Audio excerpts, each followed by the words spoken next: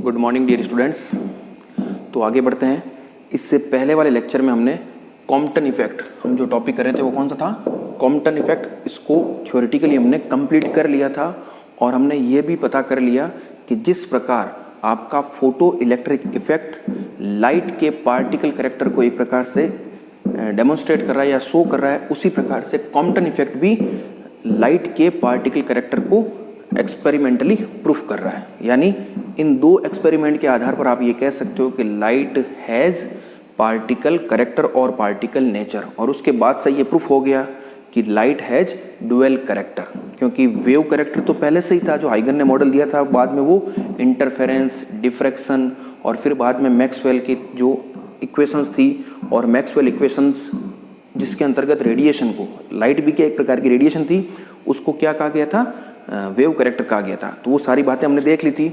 आज हम क्या करेंगे, उस कॉम्पटन इफेक्ट से रिलेटेड कुछ न्यूमेरिकल प्रैक्टिसेस करेंगे, तो जिससे क्या होगा कि जो कॉन्सेप्ट आपने सीखा है वो अच्छे से अप्लाई आप कर पा रहे हो नहीं पा रहे हो, उसका जजमेंट भी आसानी से हो जाएगा।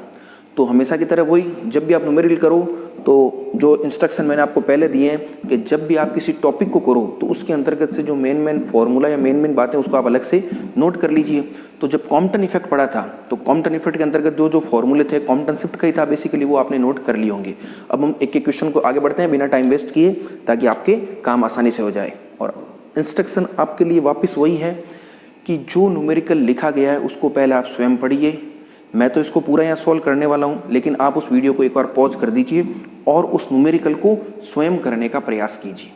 अगर आपने एक दफ़ा कर लिया, फिर वीडियो को ऑन करके आप चेक कीजिए कि जैसा मैंने बताया है वैसा आप कर पा रहे हो या नहीं पा रहे हो। अगर आप कर रहे हो तो इसका मतलब आप राइट ट्रैक पर हो, अदरवाइज कहीं ना कहीं पढ़ने के दौरान या समझने के दौरान आपने कुछ न कुछ गलती की है, तो उस गलती को आप वापस से सुधार सकते हो। इस डिजिटल प्लेटफॉर्म का एक लाभ ये भी है कि जो चीज़ आपको नहीं भी समझ में आई है, तो कभी कभी क्या होता है क्लासरूम टीचिंग में, तो हालांकि वो बेनिफिशियल होती है, बेनिफिशियल रहती है, लेकिन वहाँ पर एक हर्डल भी रहता है कि आपने जैसे एक बार चीज़ बता दी तो दोबारा वापस नहीं बताई जाती, क्योंकि जनरली पूछा नहीं जाता। लेकिन ये आपके पास एक बहुत बड़ा अच्छा ऑप्शन है, क्योंकि रिकॉर्ड तो वहाँ यूट्यूब चैनल पर अवेलेबल है, तो आप वापस से तुरंत उस चीज़ को रेफर कर सकते हो। और मैं हर चीज़ लगभग ये बताता ही चलता हूँ कि ये जो टॉपिक है, इससे रिलेटेड कोई भी क्वेरी है आपको उस लेक्चर में या उस टॉपिक में आपको मिल जाएगी। तो आपके लिए बहुत अच्छा चांस है, बस आपको सिंसियरिटी के साथ और रेगुलरिटी के साथ इन चीज़ों को फॉलो करना है। चलो अब आगे बढ़ते हैं।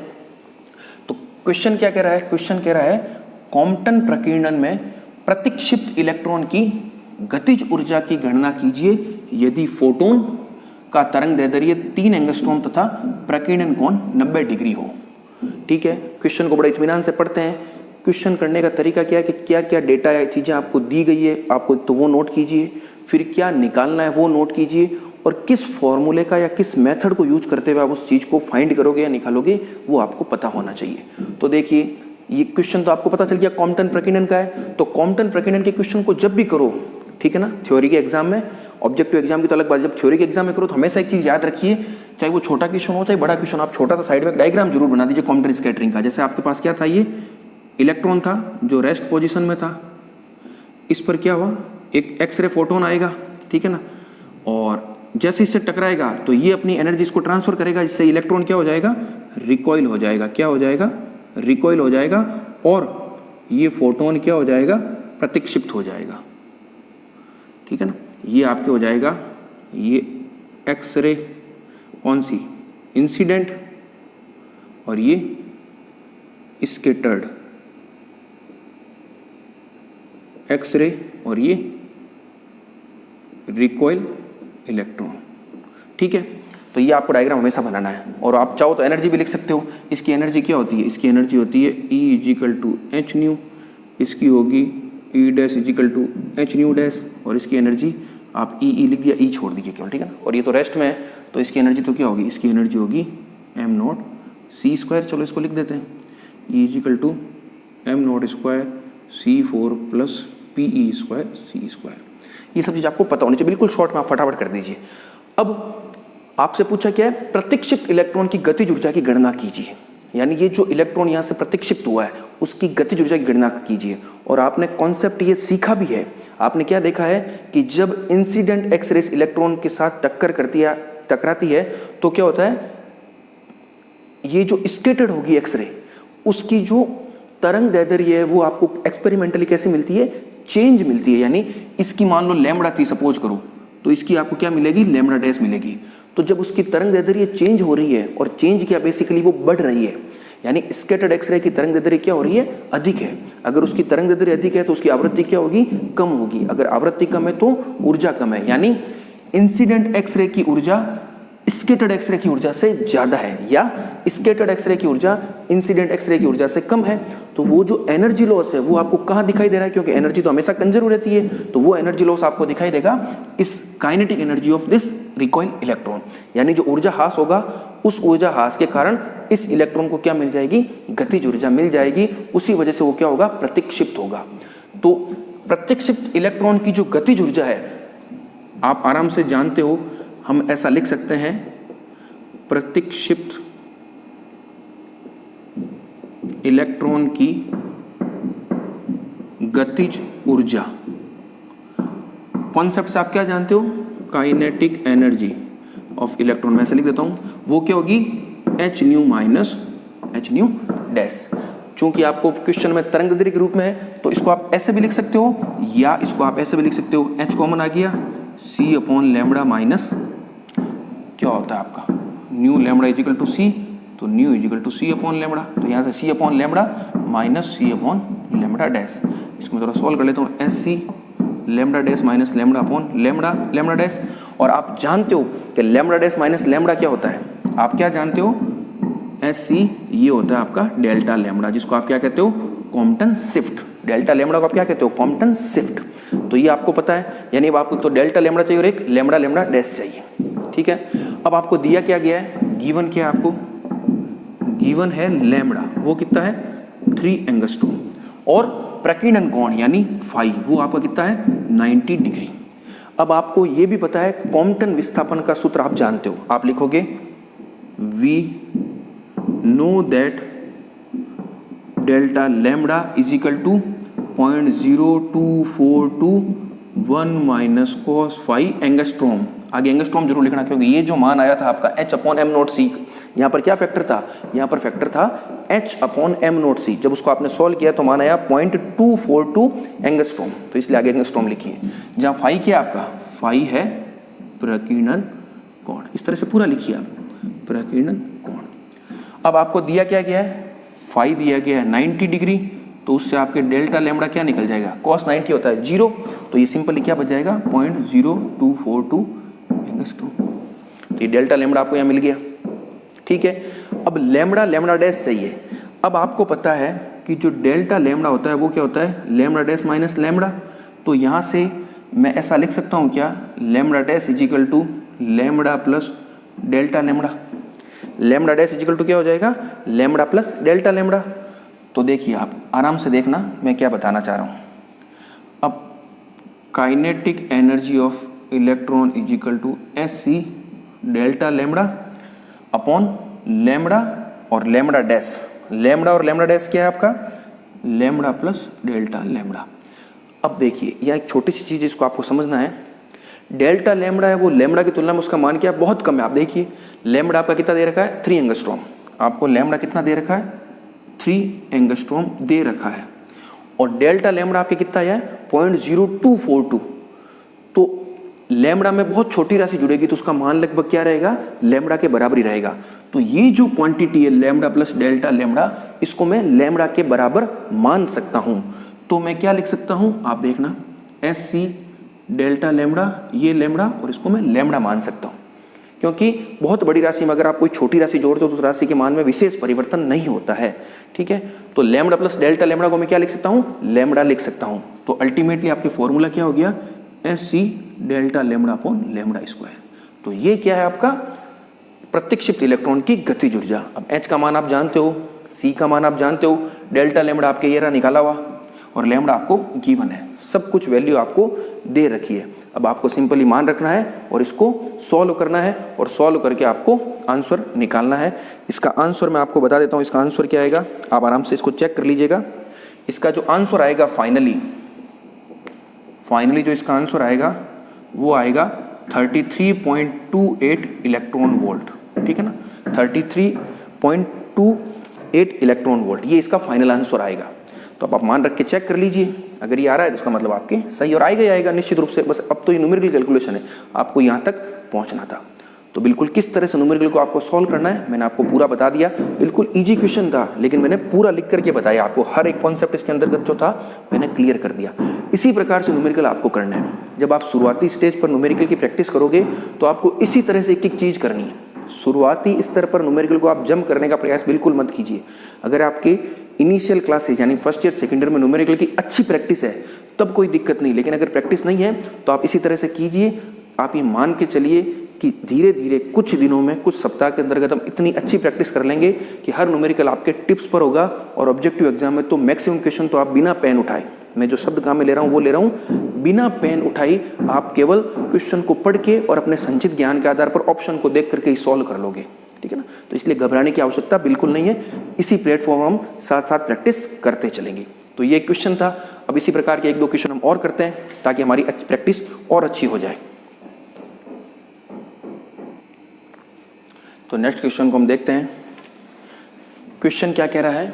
ये कह रहा है कि एक फोटोन की उस न्यूनतम ऊर्जा का परिकलन कीजिए जिससे कि वह विराम अवस्था वाले इलेक्ट्रॉन को अपनी आधी ऊर्जा स्थानांतरित कर दे। क्वेश्चन को बड़े इत्मीनान से पढ़ें। क्वेश्चन क्या कह रहा है कि जैसे मान लो आपका पास क्या है, ये क्या है, एक इलेक्ट्रॉन है जो रेस्ट में है, विराम अवस्था में है, और ये फोटोन आपको पता है इस पर क्या होगा, इंसिडेंट होगा। ये आपका क्या है, इंसिडेंट फोटोन, ठीक है। आपको ये पूछा है कि आपको इस इंसिडेंट फोटोन की मिनिमम एनर्जी फाइंड करनी है। कब? जब यह अपनी आधी ऊर्जा इस इलेक्ट्रॉन को स्थानांतरित कर दे। ये तो आपको पता है कि ये फोटोन जब इस इलेक्ट्रॉन के साथ टक्कर करेगा तो अपनी कुछ ऊर्जा इसको स्थानांतरित करेगा, जो कि इस इलेक्ट्रॉन की गतिज ऊर्जा के रूप में आपको दिखाई देगी। लेकिन अब आपको कंडीशन क्या दे दी कि वो आधी ऊर्जा स्थानांतरित कर रहा है, ठीक है। सिचुएशन तो सेम वही है। जब इस तरह की टक्कर होगी तो आपका ये क्या होगा, स्कैटर्ड फोटोन, और इधर आपके आ जाएगा रिकॉइल इलेक्ट्रॉन, ठीक है। अब करते हैं इसको कैसे करना है, ठीक है ना। आप तो बिल्कुल अपने हिसाब से कीजिए और वीडियो को पॉज करके और फिर चेक कीजिए क्या होता है। तो देखिए, हमें पता है सबसे पहले कैसे करोगे, आपतित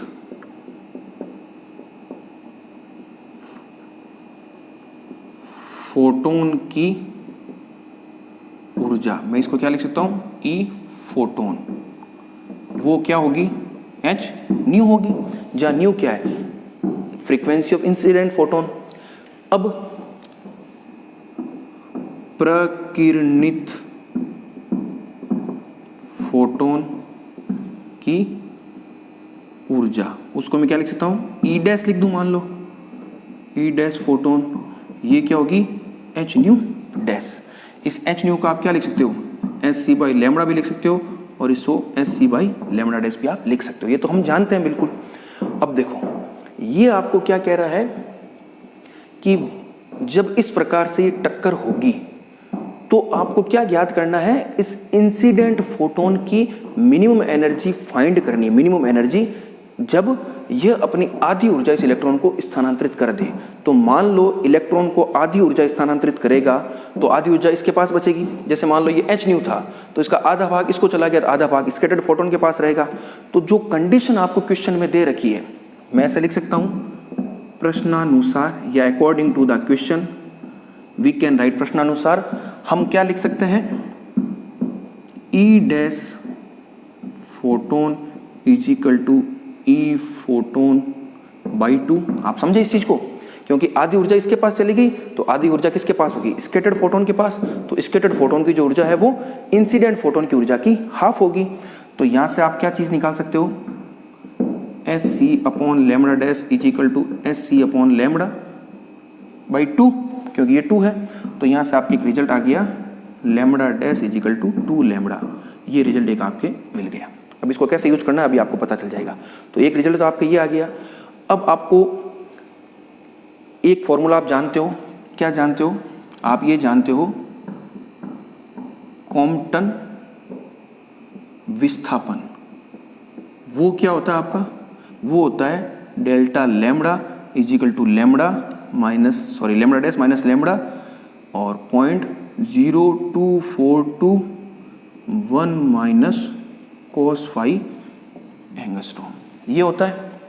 अब इस केस में आपके देखो लैम्बडा डैश क्या है, 2 लैम्बडा है, तो सपोज करो मैं क्या लिख दूं, 2 lambda minus lambda is equal to 0.0242 minus cos phi angstrom.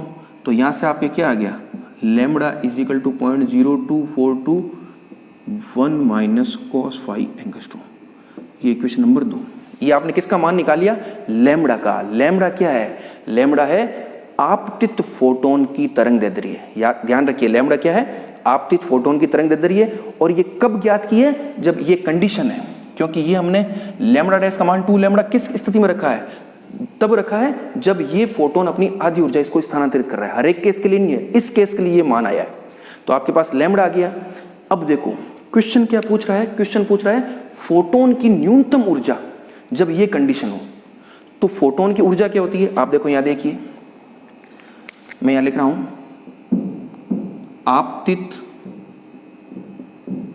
आपतित फोटोन की ऊर्जा E, उसको मैं कैसे लिख सकता हूं, h न्यू या SC अपॉन लैम्बडा, ये होती है। और आपसे क्या पूछा है, जब ये केस है यानी आधी ऊर्जा स्थानांतरित हो रही है, तब आपको निकालनी है मिनिमम एनर्जी। मिनिमम एनर्जी निकालने के लिए देखो E किस पर डिपेंड कर रहा है, HC और लैम्बडा पर। तो पहले तो आप इस चीज से देखिए कि इस फॉर्मूले से मैं E मिनिमम क्या लिख सकता हूं, E मिनिमम आपका होगा SC अपॉन लैम्बडा मैक्सिमम। ये तो आप जानते हो, बिल्कुल सिंपल है। E मिनिमम के लिए लैम्बडा क्या होना चाहिए, मैक्सिमम होना चाहिए। अब आपको क्या निकालना है, फोटोन की न्यूनतम ऊर्जा, तो ये रही। किस केस में, इस केस में जब आधी ऊर्जा स्थानांतरित कर दे, तो उस केस में लैम्बडा का मान मैक्सिमम निकालना है आपको।